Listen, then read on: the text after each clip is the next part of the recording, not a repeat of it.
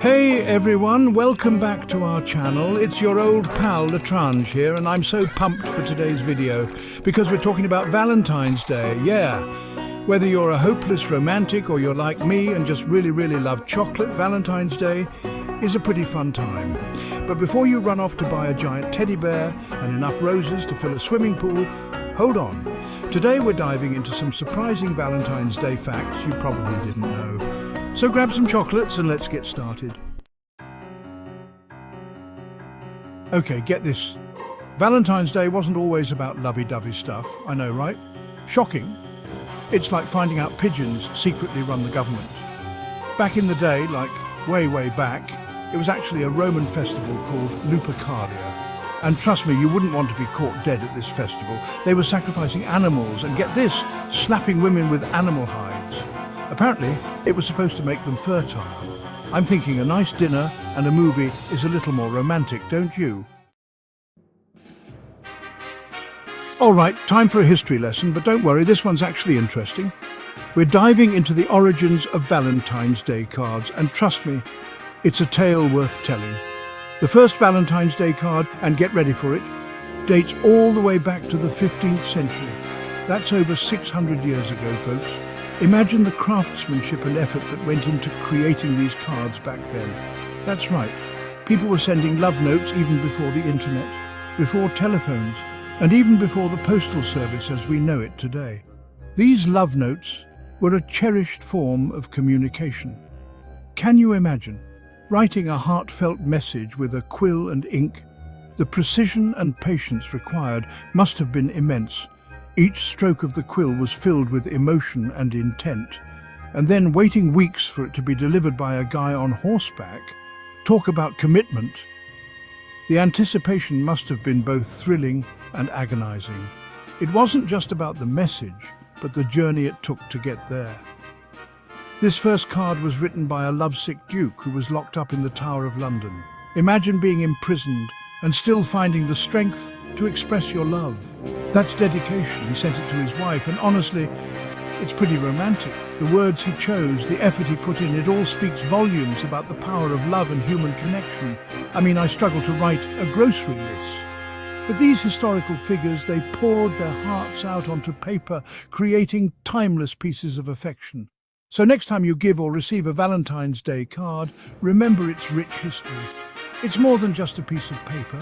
It's a tradition that has stood the test of time, connecting hearts across centuries. Now let's hop over to Japan, where they do Valentine's Day a little differently. It's a unique twist that might surprise you. In Japan, it's the ladies who are in charge of giving gifts. Yes, you heard that right. On this special day, women take the lead. That's right, on February 14th, women shower the men in their lives with chocolates. It's a gesture of affection and appreciation. There's even different kinds of chocolate depending on your relationship. The variety is truly fascinating. There's giri choco for friends and colleagues, which translates to obligation chocolate. It's a way to show respect and gratitude. And then there's honmei choco, which is the good stuff, reserved for the special someone. These are often handmade and signify true love. Now guys, before you get any ideas, there's a catch. This isn't just a one-way street. A month later on White Day, the guys have to return the favor with even bigger and better gifts. Talk about pressure. The gifts can range from jewelry to expensive chocolates, and the expectation is to outdo the original gift. It's a fun yet challenging tradition that keeps everyone on their toes. So while Valentine's Day in Japan starts with the ladies, it ends with the men stepping up their game. It's a beautiful exchange of love and appreciation that makes the day truly special for everyone involved. All right, this next one is just plain heartwarming. In Finland, they're all about spreading the love, and I mean all the love. They call Valentine's Day Ystävänpäivä, which translates to Friend's Day. That's right. They ditched the romance and turned it into a celebration of all kinds of love. Friends, family, even your pet hamster. Everyone gets in on the fun. They exchange cards, gifts, and just generally show each other they care. It's like a big warm hug on a cold February day. Let's talk about the heart shape, shall we? That iconic symbol of love. Well, hold on to your hats because it wasn't always about romance. Back in the day, like way back to ancient Greece, the heart shape actually represented, wait for it, foliage. That's right, leaves. Specifically the leaves of the silphium plant, which was used for, birth control. I guess you could say it was a different kind of love potion. It wasn't until the Middle Ages that the heart shape started to be associated with romantic love. Go figure. Now let's talk about everyone's favourite part of Valentine's Day chocolate. And I'm not talking about those waxy heart-shaped boxes you find at the drugstore. I'm talking about the good stuff, the gourmet melt-in-your-mouth, makes you want to slap your mama kind of chocolate. Did you know that over 36 million heart-shaped boxes of chocolates are sold each year? That's a whole lot of love. And sugar. I'm not complaining though. I'm just saying, if you're going to indulge, go big or go home.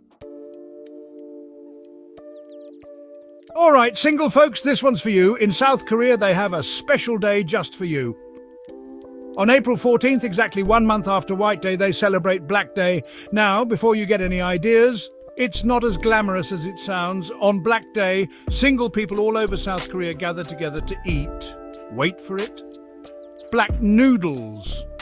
That's right, black bean noodles to be exact. It's a day to commiserate, eat your feelings, and maybe, just maybe, find someone who loves black noodles as much as you do. Cheers. Chapter 8. The Oldest Love Letter. Move over, Shakespeare. All right, bookworms, this one's for you.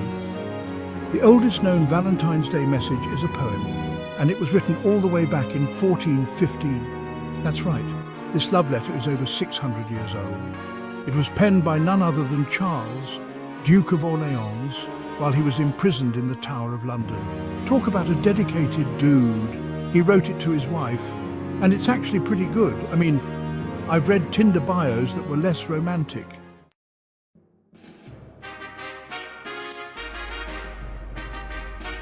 Chapter 9. Medieval Love Lottery. Talk about a blind date. All right, let's take a trip back to the Middle Ages, shall we? Imagine a time when life was simpler, yet filled with its own unique challenges and customs. Back then, finding your Valentine was a little less about swiping right and a little more about luck of the draw. Literally. No dating apps, no matchmaking services, just pure chance. Young men and women would write their names on slips of paper and toss them into a bowl. It was a community event, filled with anticipation and excitement. Then they'd each pick a name at random, and that person would be their Valentine for the entire year. Can you imagine the suspense and the thrill of not knowing who you'd end up with? Being stuck with someone your grandma picked out for you? It was a tradition that brought families and communities together, but also one that could lead to some very unexpected pairings. Talk about a blind date. The whole process was a mix of excitement, anxiety, and a bit of humour. Imagine the stories that would come out of such an arrangement. Some couples would hit it off and form lasting bonds, while others might find themselves counting down the days until the next lottery. It was a social experiment of sorts, one that added a bit of unpredictability to the quest for love. So next time you think about how complicated modern dating can be, just remember, it could be a lot more random. And who knows, maybe a little bit of medieval luck could be just what you need.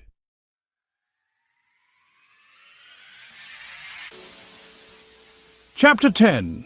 Teachers, the real Valentine's Day MVPs. And finally, let's give a big shout out to the unsung heroes of Valentine's Day teachers. Did you know that teachers receive the most Valentine's Day cards each year? That's right, even more than kids, followed by children, mothers, and then wives. So if you're looking to spread the love this Valentine's Day, don't forget about the teachers in your life. They deserve all the candy hearts and construction paper cards they can get. Outro, happy Valentine's Day. Thanks for watching. We hope you enjoyed these surprising Valentine's Day facts.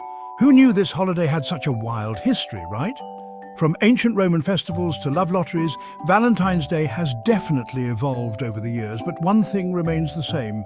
It's a day to celebrate love in all its forms. Don't forget to like, comment, and subscribe for more fun videos. And most importantly, happy Valentine's Day, everyone. Go out there and spread the love.